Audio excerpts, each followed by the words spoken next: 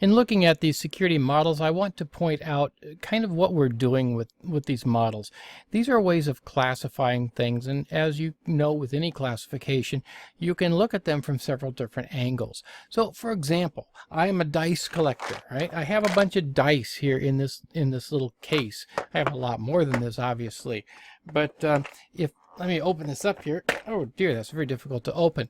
If I were to try to classify these dice, I could, for example, classify the wooden ones here from the different kinds of plastic or antique dice.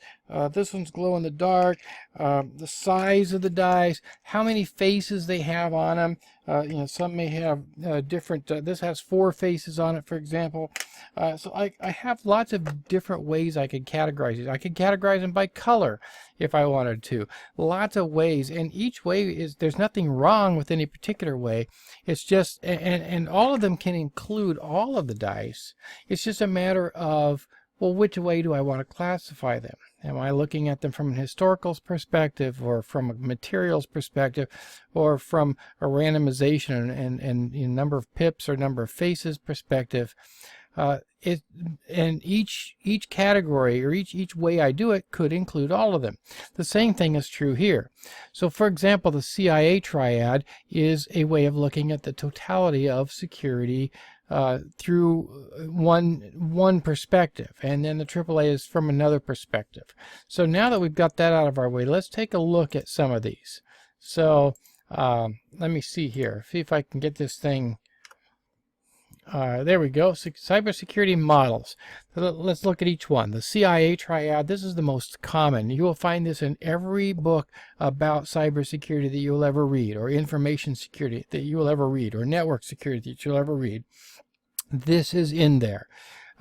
We look at confidentiality, integrity, and availability. By confidentiality, we mean that only the people who are authorized to see certain data can access that data. Integrity means that the data hasn't changed as it goes from one person to another, or from one system to another, that we can count on it being genuine and not having changed. Availability means that it's there when we need it. It hasn't been accidentally or intentionally deleted. There's no denial of service. It is there when we need it.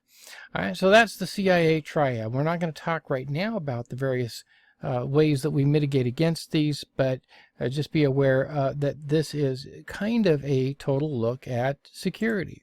The AAA triad: authentication, authorization, and accounting. Authentication, proving you are who you say you are. Authorization, what can you do once you have access to a system. And accounting is that keeping track of, so that we know what you did and when you did it, what you looked at when you looked at it, and so forth. The data state is kind of a fun one. We can look at data in 3 different states. It can be in storage, it can be in use, or it can be in transit. And so we can look at all 3 states of data and say, well, at any given time, data is in one of these 3 states. This is the PPT, or the golden triad, if you will. The processes, people, and technology. So who's got possession of the data? The processes have to do with the protocols that we use, and the procedures and policies that we use, and then the technology is, of course, the equipment that handles them. In your textbook, you'll see one called the McCumber cube, and this is a way of looking at, here's the CIA model, and then these countermeasures model: people, practices, and technology, and then the information states. And you could actually pick out a specific cube and say, well, what's the interaction, say, between availability and policies and practice, or the interaction between availability and technology. And so you can look at this entire cube and categorize things that way. Now, why is all this important? Well, it's very important because this gives us a systematic way of looking at our security. And that's true with any of these. I can look at it systematically and say, have I covered, for example, all of the confidentiality aspects? and then all the integrity aspects and all the availability aspects. In this one, I've actually got 3, 6, 9, 18, 27 different cells I can look at and see whether I have secured my system within that cell. So again, systematic ways of dealing with our look at security within our organization.